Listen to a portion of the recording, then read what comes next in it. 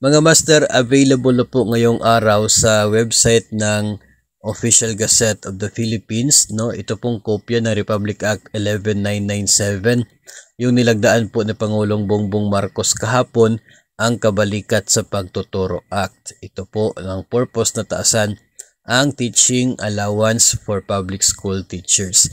Republic Act 11997, at dito po natin masasagot yung isa po sa common question kung kailan effective yung 10,000 na cash allowance. Ang sagot po ay sa susunod na taon.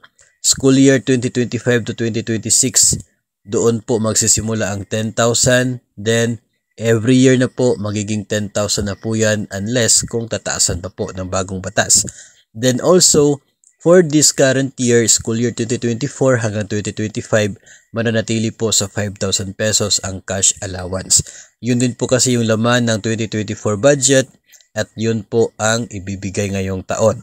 So expected po by end of July o kaya ay sa August, 5,000 muna ang matatanggap na cash allowance, pero sa susunod na taon at sa mga susunod pang mga taon, nasa 10,000 pesos na po. So ibig sabihin, yun pong 7,500 na part po ng approved sa mga bills sa Senado at House of Representatives, wala na po yun. Hindi na po magkakaroon ng 7,500 na cash allowance, kundi 5,000 ngayon, 10,000 next year and the years to come.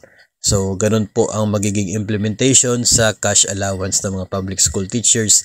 Kaya mabuti po na alam natin ito para wag po tayo mag-expect, no, na ngayon pong darating na Agosto, 10,000 na ang makukuha.